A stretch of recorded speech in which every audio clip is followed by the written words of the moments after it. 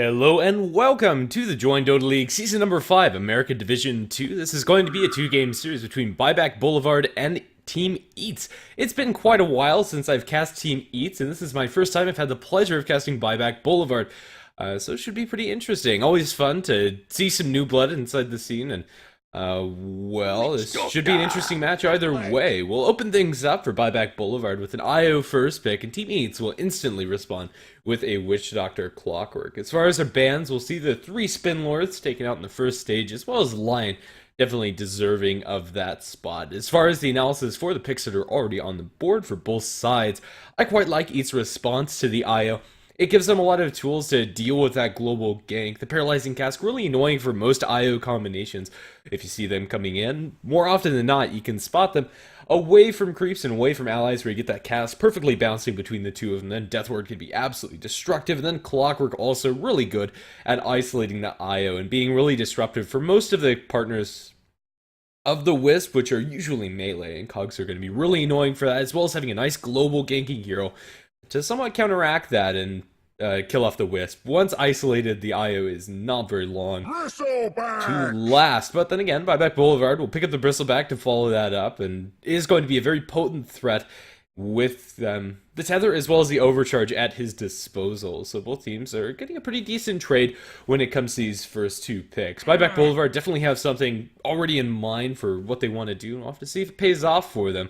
Already, I see 2 Strength heroes with very little lockdown, and that means that I'd love to see a Timbersaw, but then again, with Clockwork already picked up by Eatz, we're probably not going to, although one can hope.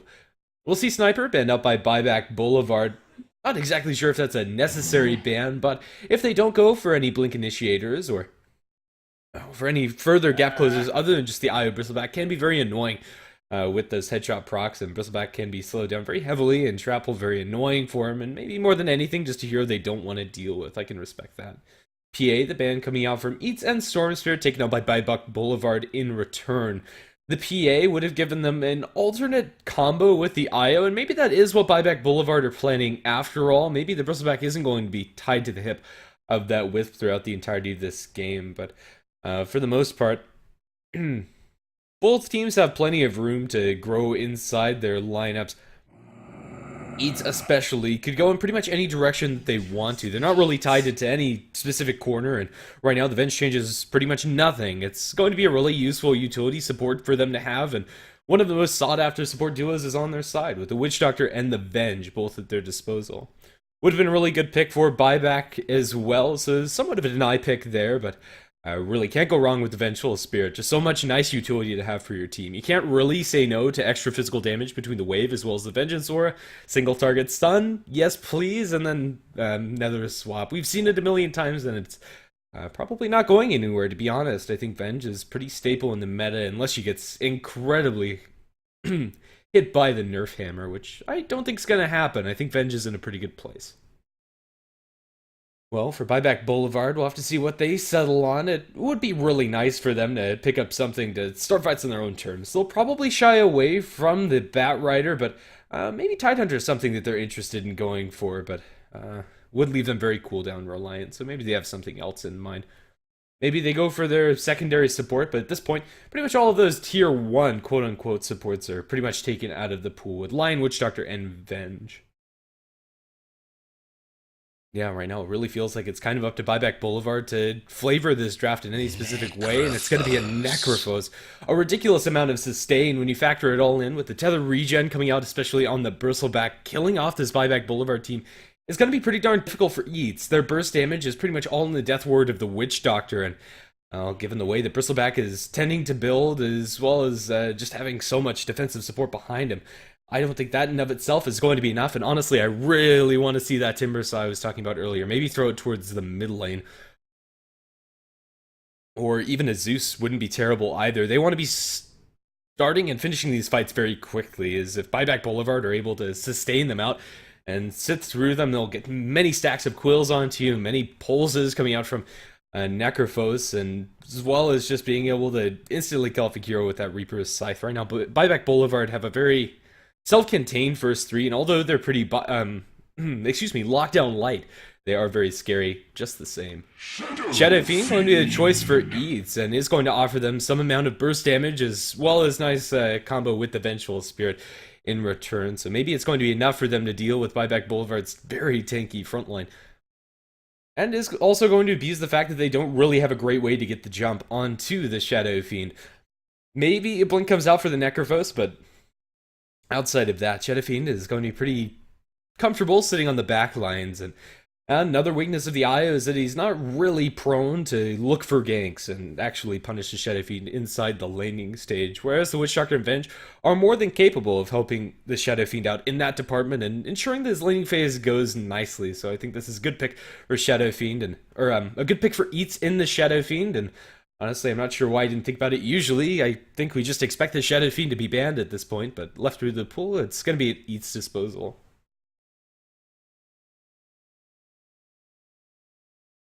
Alrighty then. Oh, we'll just have to wait for Buyback Boulevard's next pick. Right now, I think they desperately need something with a stun, and what exactly is that? I'm not sure. Templar It's going to be Assassin. a TA, in fact, for Buyback Boulevard. A little bit more minus armor to add to the mix with the Nasal Goo. Both teams offering a decent amount in that department, and is going to ensure them a pretty nice mid lane up against the Shadow Fiend, but yet another hero that doesn't really lock down Eatz at all. I'm pretty afraid for Buyback Boulevard. I think Eatz could get away with a very, very greedy lineup, and really abuse that. I think something along the lines of a Weaver wouldn't be bad at all, just skirting around Buyback Boulevard's sides. Although they do have the Reaper's Scythe, well, that's pretty much it, that they have to lock down a hero akin to that, or maybe something along the lines of an Ember Spirit. Any sort of glass cannon that's mobile would work very nice for Eatz. Let's see what they're most afraid of. Honestly, it doesn't feel like any one pick is going to remedy this hole that's in Buyback Boulevard's lineup. Lion would be wonderful, but that was banned out in the first stage. Maybe they go for something like an Earthshaker, but that would leave some of their lanes looking pretty darn weak.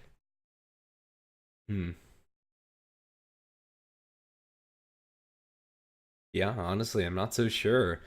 They could go for Rubik, always nice to have against the Clockwork, and does give them a single target disable, and maybe a Magic Missile or Paralyzing Cask here or there, and being able to steal Shadow Fiend's Requiem is always nice. So maybe that's what they settle on. I think that would be a pretty solid way of going about it, although if he gets behind, could end up just being absolute food for the Clock and the Shadow Fiend both. Eatz will settle on a Dazzle ban, just making sure that Buyback Boulevard aren't ridiculously sustainable to the point where they can't actually do anything about it. Would have been an okay way about it, I suppose, for Buyback Boulevard, but would be pretty reliant on them actually snowballing their way to victory, which, don't get me wrong, is a definite possibility if Templar Assassin has a good lane in mid, which he very well should, unless Witch Doctor and Venge rotate. Well then, still lacking one presumably farming core for Eatz. Buyback Boulevard are going to ban out the Morphling, and I think rightfully so. It's actually going to be a Phantom Lancer from Eatz. Buyback Boulevard really don't have anything to deal with a farm Phantom Lancer, I want to say, and yeah, this is really scary. They do have the Scythe, but actually finding this cat person is really darn difficult. Doppelwalker, rather Doppelganger, I believe it's now called, is really hard to work around, and yeah, I think he's just going to be able to walk all around Buyback Boulevard's lineup. So we'll just have to see how these lanes pan out for both sides. But honestly, I don't see Buyback Boulevard doing very well in two of their lanes in particular.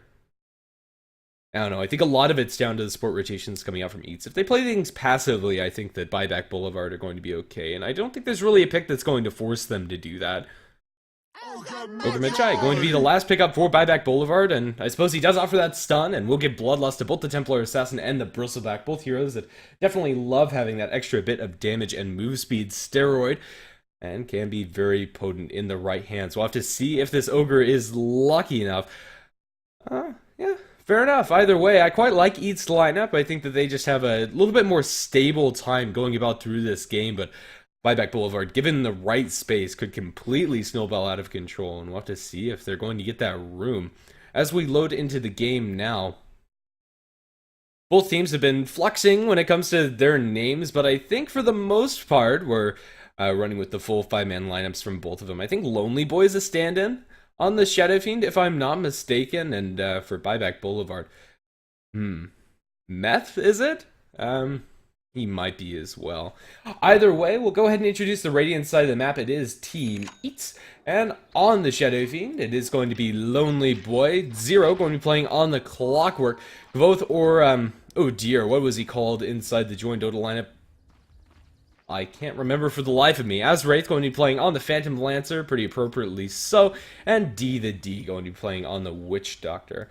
For the BB side, we're going to have Meth playing on the Templar Assassin, auto attacks on the Ogre Magi, Chemistry currently tied up with Too Much Bang Bang on the IO Necrophos respectively, and Knight on the Bristleback. Early ward placements coming out from both sides. Looks like Clockwork's going to get his uncontested, but then again, Eatz might end up getting up first blood if they're not careful inside this bottom lane. Wisp going to garble something pretty nasty in chat, not exactly sure what that's supposed to mean, but either way, we'll look for this early skirmish. BB looking for the big wraparound, and they might be able to find it. They don't have vision on the enemy team just yet. Bristleback going to show his face and maybe bait out something. Everybody else is at the ready, however, they have Tango speed through. Chemistry's just got to do it. They're going to tether over to the Ogre, giving a little bit of extra move speed. He already went Ignite level 1. The cask is going to start bouncing. Bounces to 3 heroes because that's all that's there, but ends up not actually doing much. And Assassin going to be able to get over the trees with his W, and he's going to be just fine.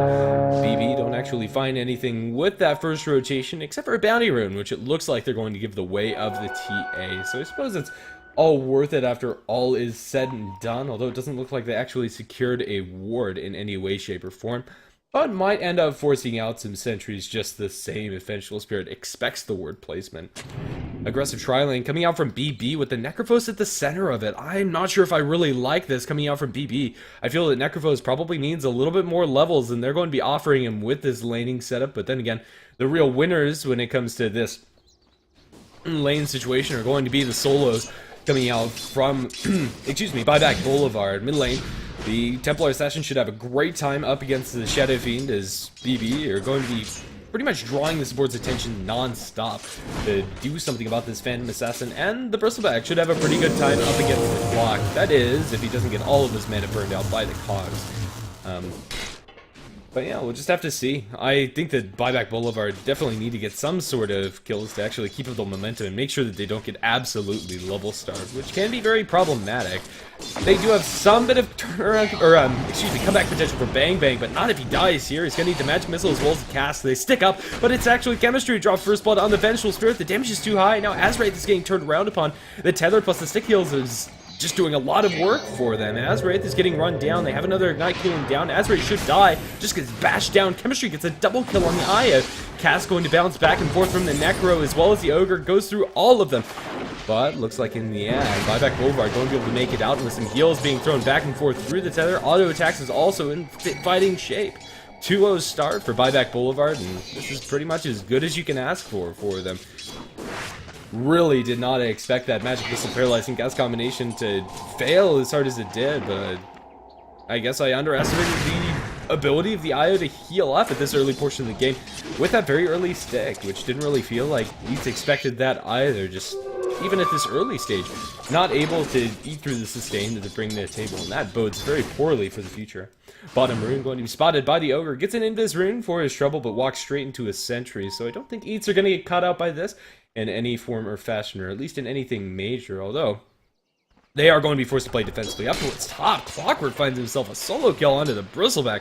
Not expecting that, but Zero going to be collecting pretty darn huge.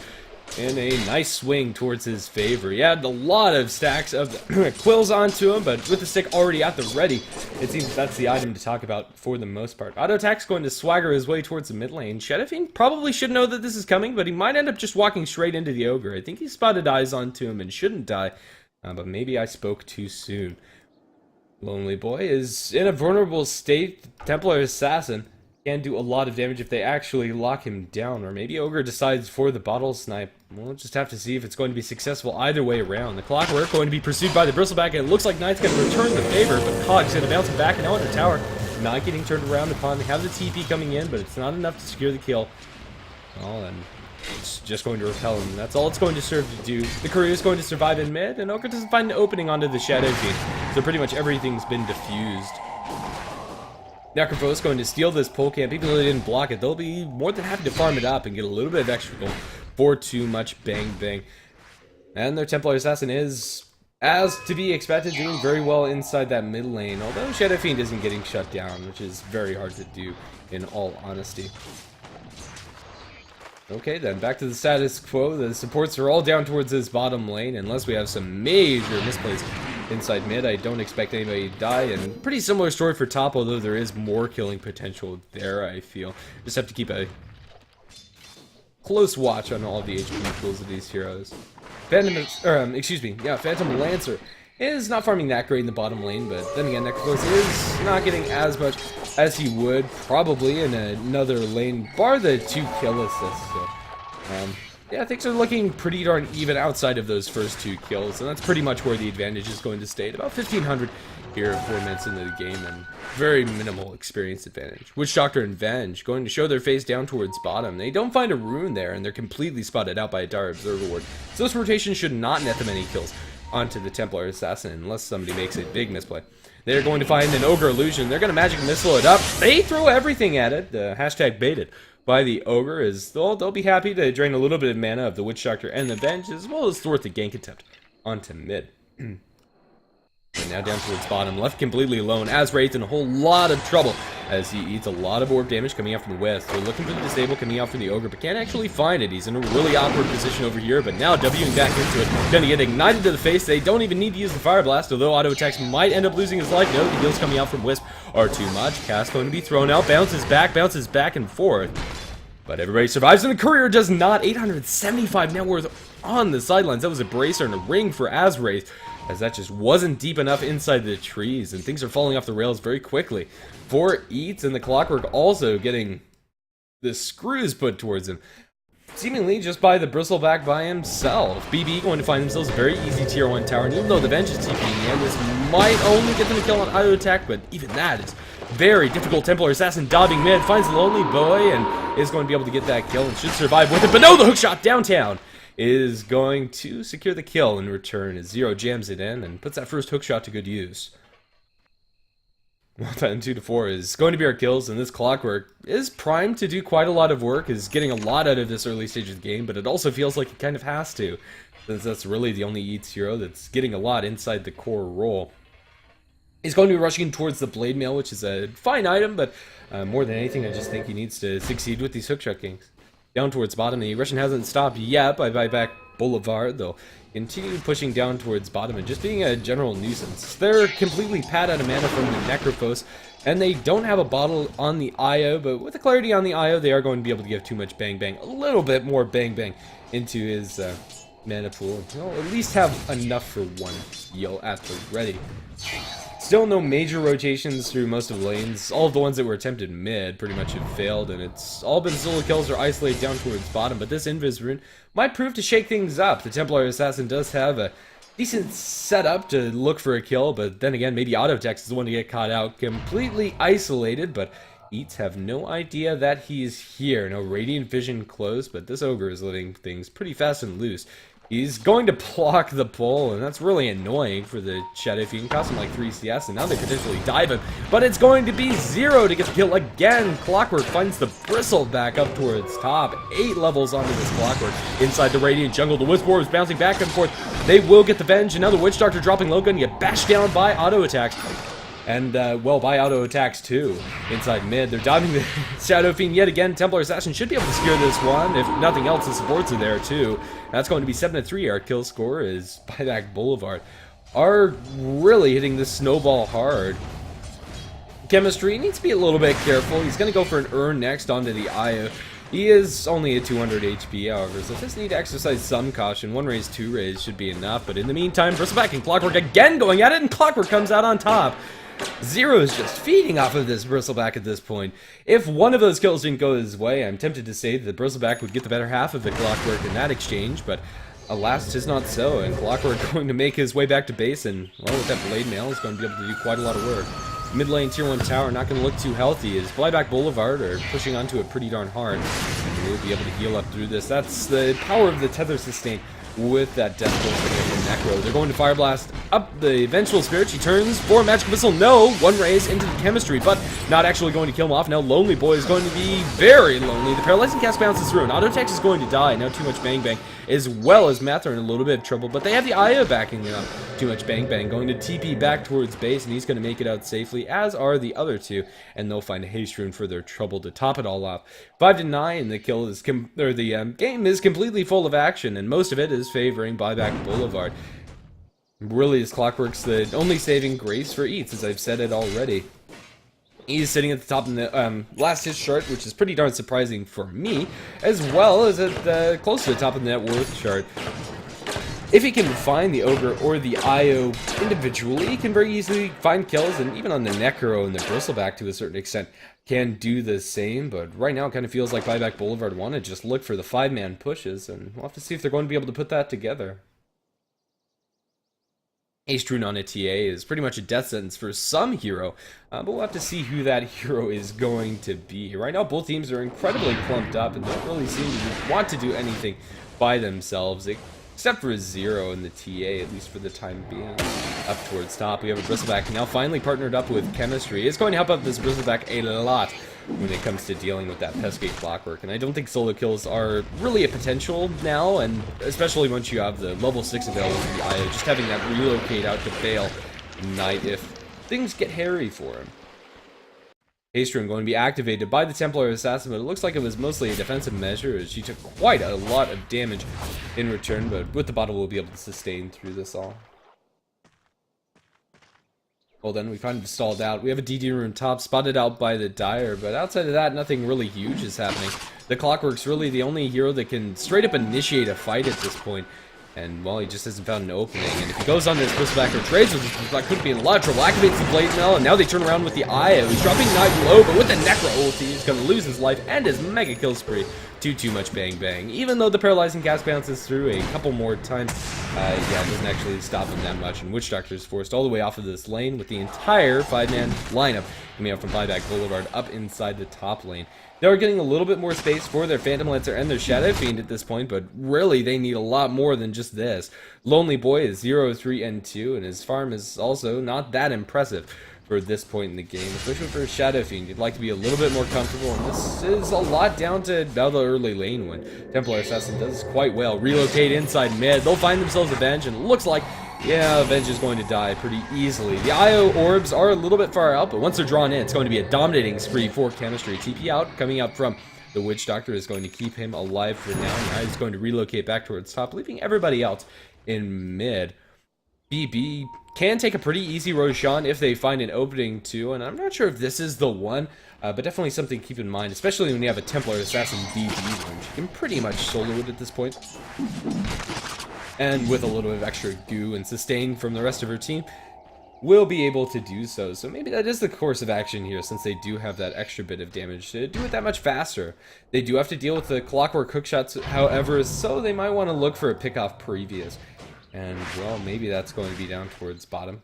Clockwork Flare is going to fly through and spots out the BB, or at least around the pit. Instantly, once that flare hits, they're going to go into it, confident in their ability to take down this Roshan, and frankly they should be. And Eatz is just not in a good position to contest this, and well, with the double damage team, doesn't look like they want to. This is going to be a second life for Buyback Boulevard, as there's nothing that Eatz can do, except for farm up a little bit more. Templar Assassin going to be the beneficiary of that Aegis, and we'll have to see how Meth is going to utilize this, but from up until this point, Meth has been doing quite a lot of work, especially in diving the Shadow Fiend inside the mid lane. Well then, let's see what the next course of action is. Invis Rune on 0 might be able to throw a cog into Buyback Boulevard's works, and it could be by isolating out auto attacks, but not when they're grouped up as 4. Clockwork really can't do very much up against this style of play, and the Templar Assassin, she has the Aegis. They are grouping up looking to smoke, so maybe he's going to be able to pop this one, but do they actually have it flying out to them, or do they just know? Auto attacks is going to smoke up, and Clockwork isn't actually able to pop that just yet.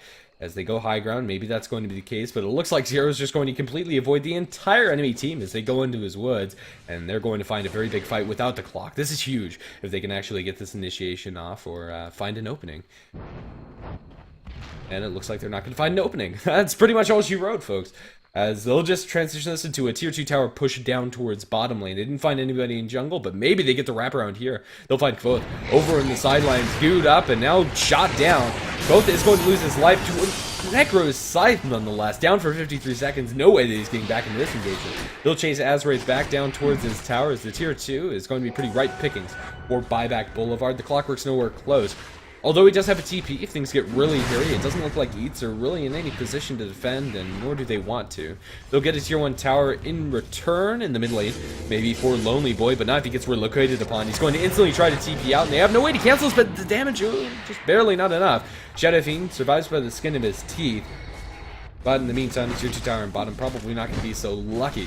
3 enemy heroes, and well, they'll bring back the TA as well. So this is the full 5-man lineup as they make a defense as well as get a tier 2 tower for themselves. Tier 1 tower up towards top is taking some damage as Clockwork split pushes that one, but honestly, I think Eatz's chance of training a little bit more evenly is probably there if the Clockwork is down towards bottom and ready to fight, or at the very least sitting behind the SF or something.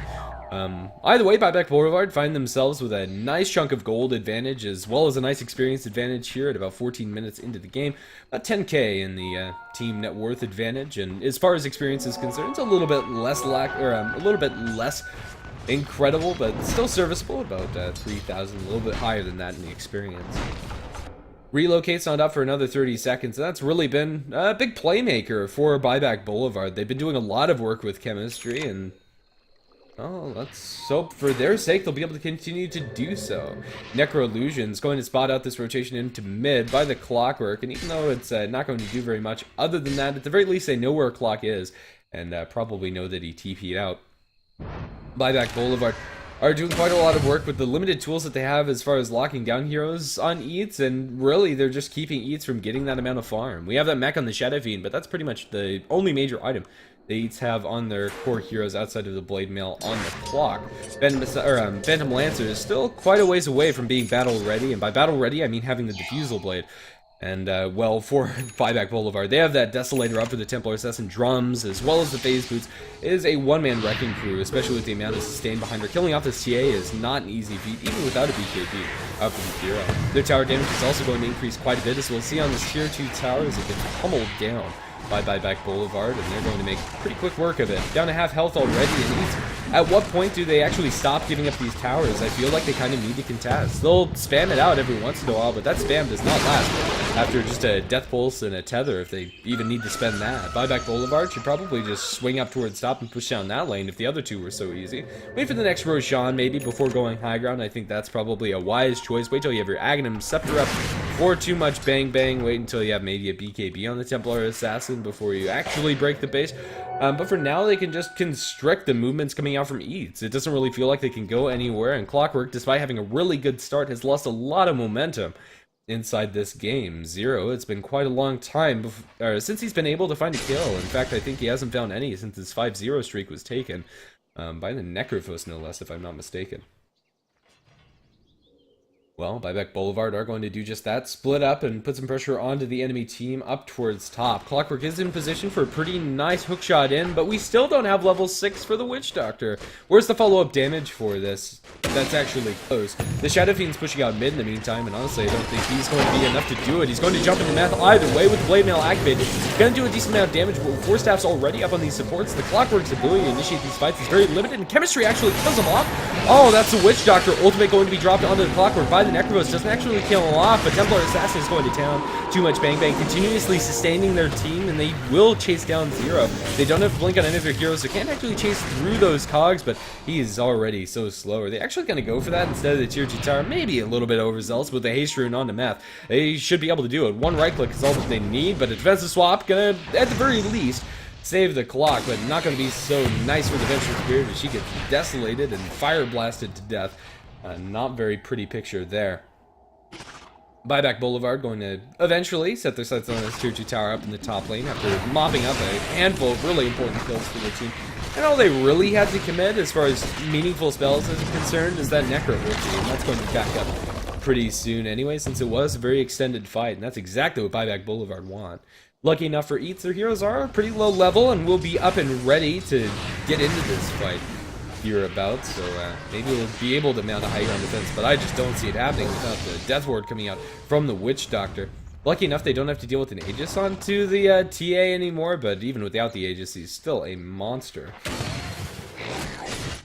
Well, we'll just chill right now. Goo's going to be dropped into the Clockwork, but that's pretty much all that's thrown out mid. Buyback Boulevard are currently constricting Eatz so much that it really is going to take quite a miracle for them. And I think that miracle involves some godly requiem coming out from the Shadow Fiend, but it really needs to be max souls. He doesn't even have that at this point after dying yet another time. Lonely Boy just hasn't been able to find any momentum inside this game. Lane was bad, and although he's caught up a decent amount when it comes to farm, he's still 4k behind the Templar Assassin. At this point in the game, that's pretty damning. Hookshot! Ooh! That's a butt clencher for the Ogre Magi. He's going to be able to make it back to base just by the skin of his teeth. Auto attacks is going to live there. Already used his Force Staff, so probably would have been dead if that hookshot connects. But in the end, Eatz still find nothing. That's very unfortunate for their team. They desperately need any of the pickoffs that they can find, and I think it's reliant on Buyback Boulevard getting caught out by this clock and without Force Staff cooldowns at the ready. Bottom is going to be pushed out by the rest of Buyback Boulevard, and they'll just continuously mop up these creeps and go to town. Any chip damage they get is going to be more or less permanent onto this tower, and with the double damage rune on the mess, it's going to be very, very quick and falling, chunking down about 150. Each bop coming out from the Templar Assassin herself, and they're going to force out a glyph for pretty much nothing committed, other than a little bit of their time.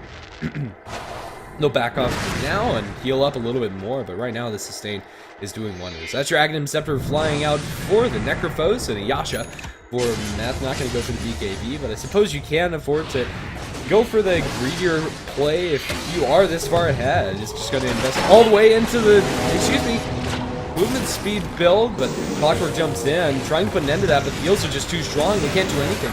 They will bounce back Math and Magic Missile her up, but then again, the Missile Back is not touched at all. That Necro is going to rip to shreds the poor Clockwork, and that's the Aghanim Soul Team. No buyback for him. They'll chase down the Venge, and this Tier 3 tower can't run. All it can do is watch and weep as it gets demolished. That Tier 3 tower is going to fall, and Buyback Boulevard have found themselves a melee barracks after the fact, too. Pretty darn easy, if you ask me. They can't actually do much else to defend this. Eatz without their Clockwork are pretty much a naked team, and well, these sports just got too much farm too fast for them to actually deal with anything. It really feels like, for all intents and purposes, this might just be over here. Multicast coming out from the Ignite. Just to add insult to injury. They have to defuse the blade on the PL, so maybe, just maybe, they can get enough damage to bring down one target, but if they don't kill off the Necro and the IO, what can they do? Requiem's unwound, and it gets off a decent silence with no follow-up damage on pretty much anybody. Who are they actually going to kill? They'll stun up Knight, but he gets mech'd up, and he's pretty much back in fighting shape. They'll focus down the melee barracks again. I think at this point, Eatz can probably just call it. They're fighting 4v5, and with such a gold disadvantage, they can't do anything. Melee barracks are going to lose their life. They'll Magic Missile up Knight, and the cast still bounces through, but what does it matter? These stuns hardly tickle Buyback Boulevard. Well then, if they're not going to go for the full Raxing, it looks like they're going to back off and defend their top lane, as well as go for a Roshan after the fact. But Buyback Boulevard filmed this game wide open and probably even ended it. I really just don't see it unless Eatz are able to buy an amazing amount of space, and well, that can't happen when you hookshot mud golems when you're looking for chemistry.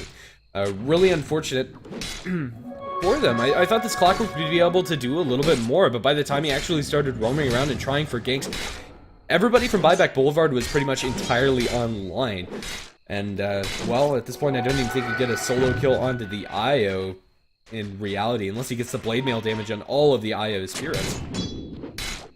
And that's just sad. It really is a point where you can't feel comfortable about this game anymore. And the Shadow Fiend mech hasn't done anything. You can kind of think of mech as somewhat of a Midas, that you want to get the gold out of it by pushing towers, and really it hasn't allowed them to play aggressively at all. I think it's a necessary pickup this game, since you're dealing with so much minus armor coming out from BB. Without it, I think he gets absolutely wrecked.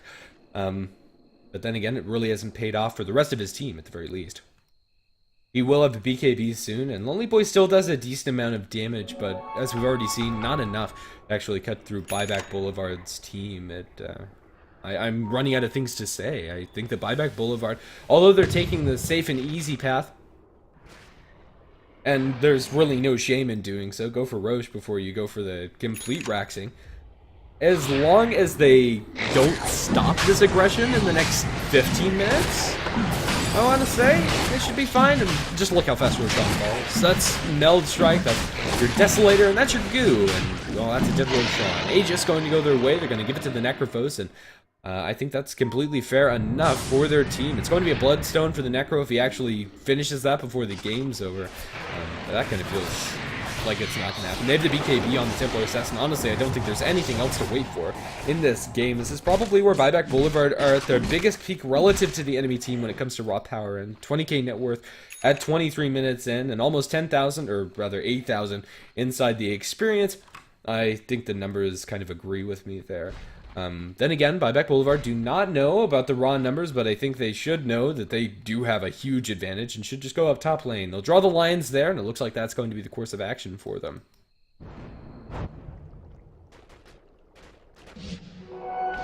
Alrighty then.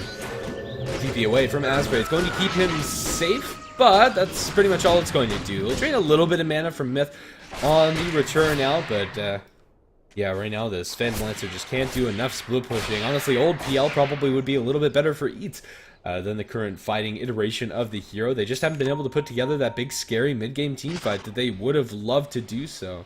None of their lanes really worked out well enough for them to put all of the tools together, and their supports especially have been just so dirt poor throughout the entire game. My heart goes out to Witch Doctor. Currently sitting on boots and a Staff of Wizardry. That's all he can afford here at 23 minutes in the game, and he is level 6. Incredibly under-leveled supports. And honestly, it's probably not much of their fault. They just can't do anything about the TA and the Bristleback and the Necro. They just run at them and they die. And really, that's just the sad life of... It really is. Tier 3 tower going to be chunked away at by Buyback Boulevard. They should be able to take this one out. With Crimson Guard popped by Knight, none of them really care about the damage that's going their way. Too much Bang Bang is going to eat a double raise to the face, but that double mech heal coming out from Wisp is going to do quite a lot of work. Look at that Witch Doctor ultimate go. It does hardly anything. They'll drop the ultimate coming out from the SF, and they're dropping too much Bang Bang low, but he's the Aegis carry. He's going to be coming back shortly. Templar Assassin going down to BKB onto Zero, and Zero is going to lose his life. Even with the Blade Mail, doesn't save you when the enemy is magic immune. Now they're going to dive the Vengeance Spirit under the tier 4 towers, and GG has been called as Zero has had enough of this game, and I think rightfully so. Probably just come back and go for game number 2. They can't even kill Chemistry. They'll Necro Illusion as the Ancient explodes, but more than anything, I think that was a really well-played game coming out from Buyback Boulevard. Looking pretty good when they put together all of these heroes.